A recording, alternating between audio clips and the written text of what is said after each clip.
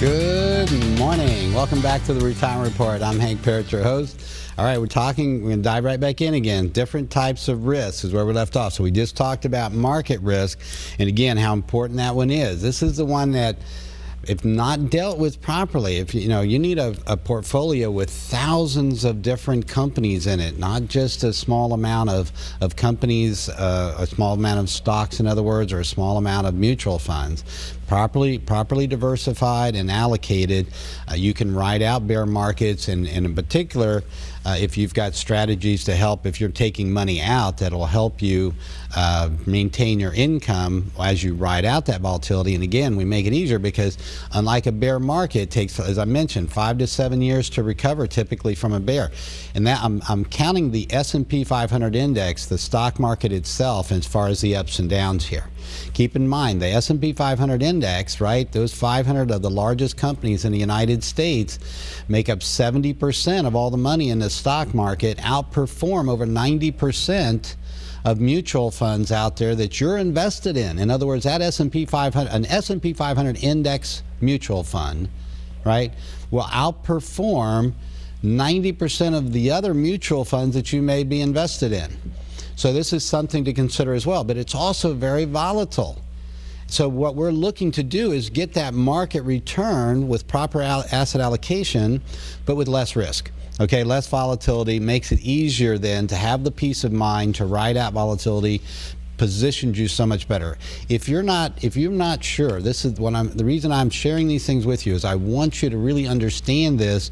If you don't know how to deal with the risk, at least understand that risk is there. Don't get caught flat-footed, and get with someone that can help you in that area.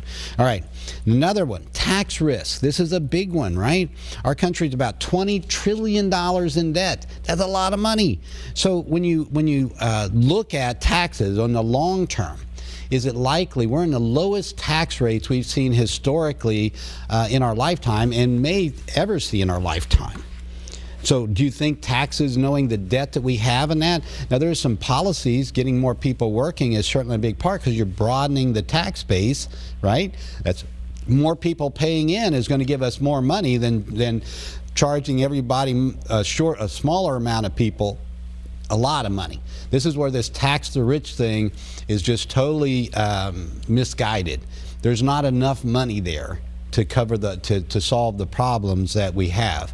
You need more people paying in. The broader the tax base, that's what's going to solve the problem. Now, having said that, is it likely taxes are still going to have to go up? And the answer is probably so. Okay, and if that's the case, how are you going to, as far as paying off that debt, and if they are going to go up, what is your plan to help minimize that tax burden on you and your family? All right, it's so important, and there are strategies, in particular when it comes to retirement accounts. And think of this. This is money that you've been able to put in and not pay tax on, right? Income that you've been able to set aside for your retirement years, not have to pay tax on it, reduces your tax bill today. But when you start taking that money out in retirement, guess what? That's right, you're going to be paying tax on all of it. All the money that you put in, all the earnings on that money, and all the money that it continues to earn as you have those accounts over your lifetime.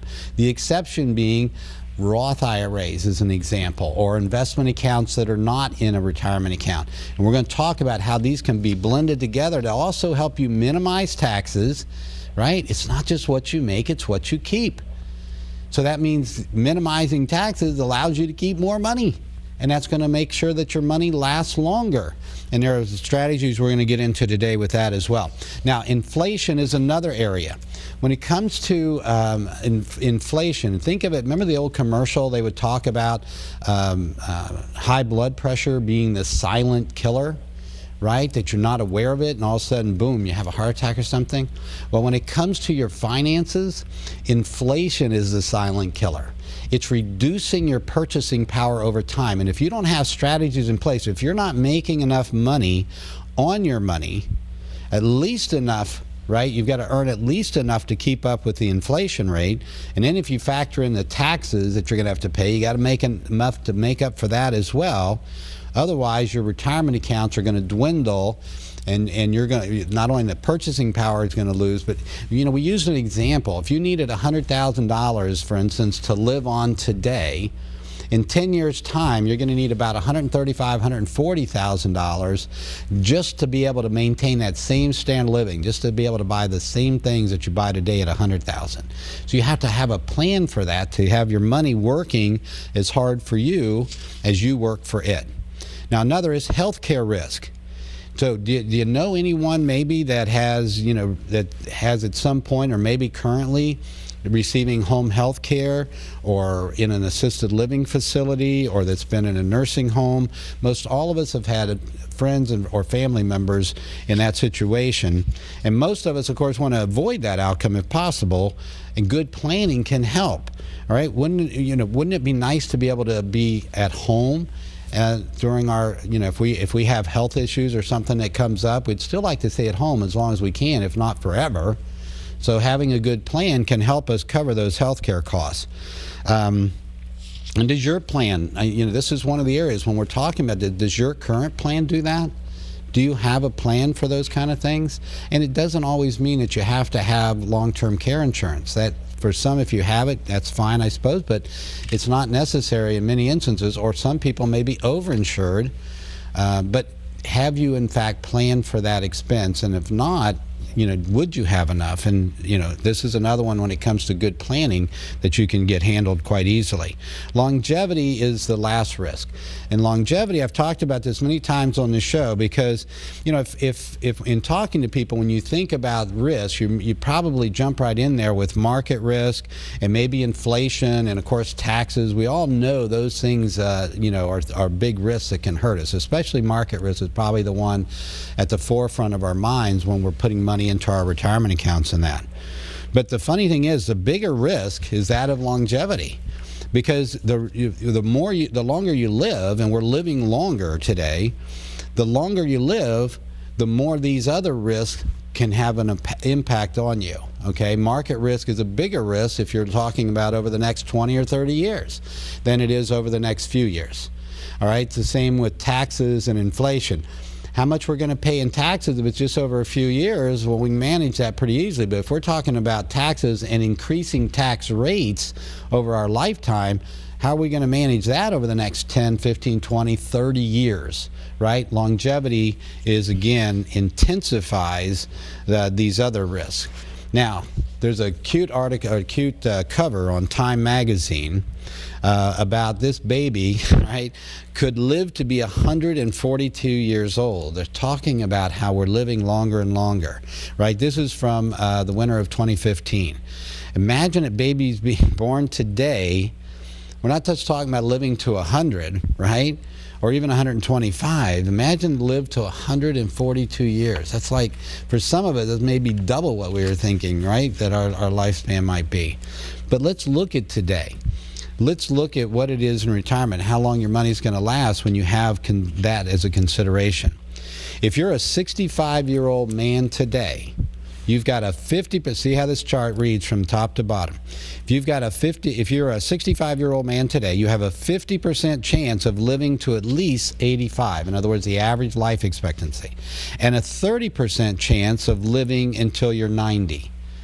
If you're a 65-year-old woman, you have a 50% chance of living to 87 and a 41% chance of living to age 90. Of course, women typically outlive men. So this means for women, yes, listen out there, because if for a woman, you've got even more of a concern with regard to this longevity risk and how it affects all these other risks and what that means to you in retirement, to assure that you're not going to have to worry about running out of money in retirement. And this is why dealing with these risks is so important, because not having a plan for them, not having strategies in place to deal with these type of risks, to make sure they're not going to take you out at the knees, and make sure that you're not going to run out of money during your lifetime. That's why it's so important to deal with these risks, because that's the biggest risk of all, is that we end up later in life with no money.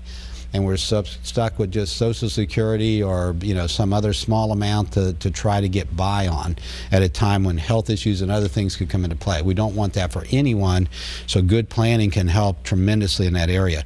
If you're a married couple and you're both 65, there's a 50% chance that at least one of you will live to be 91, and a 31% chance that one of you will live to be 95. That's right. Being married actually adds to our lifespan. Isn't that kind of crazy, right? This is a good thing.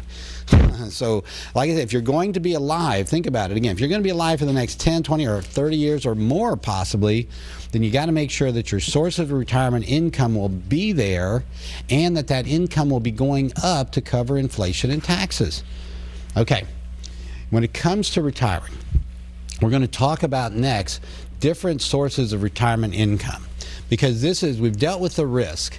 Now, how are we going to deal with it? And again, this longevity being the big one, right? That intensifies or magnifies, if you will, all the other risk.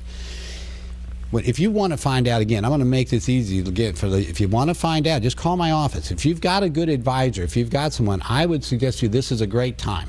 We just went through tax season again. The last extensions have now gone by the wayside. Hopefully you've gotten your taxes paid, and which hopefully you did back in April, but hopefully you got your returns in and all good there. Business owners, it was September 15th, individuals October 15th, and now we're looking at a gap of time here towards the end of the year in this last quarter, where it's a great time to do a review with your advisor, to get in and talk about tax planning. Is there anything that you might want to do before the end of the year, Roth conversions, things like that can help you either minimize taxes this year or strategies to help you reduce your overall taxes over your lifetime.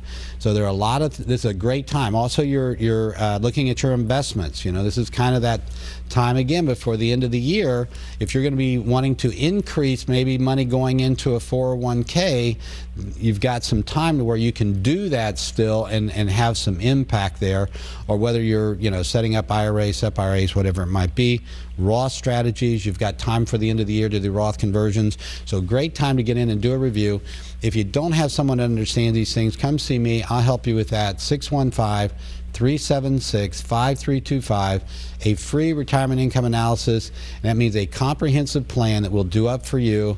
That includes tax planning, investments, estate planning if you need to take a look at that. A comprehensive plan that deals with all the different risks we've been talking about. Social Security, Medicare, we deal with all of it and help you with those choices and decisions and how to minimize taxes in the process. So again, give us a call, 615-376-5325. Tessa's standing by. She'll send you out a checklist of things to bring to your appointment with me so we can do this kind of planning for you. And when you come in to see me, I'll give you a free copy of my book, 7 Steps to Financial Freedom in Retirement. All right, we're going to take a break. When we come back, we're going to talk about different sources of retirement income. I'm trying to get a lot in for you today because I'm hoping this is going to be a big benefit to you. So we're going to talk about different sources of retirement income and the implications when it comes to your IRAs, RMDs, taxes, all of this. All right, so first a break. Join us here. We'll be right back on the Retirement Report.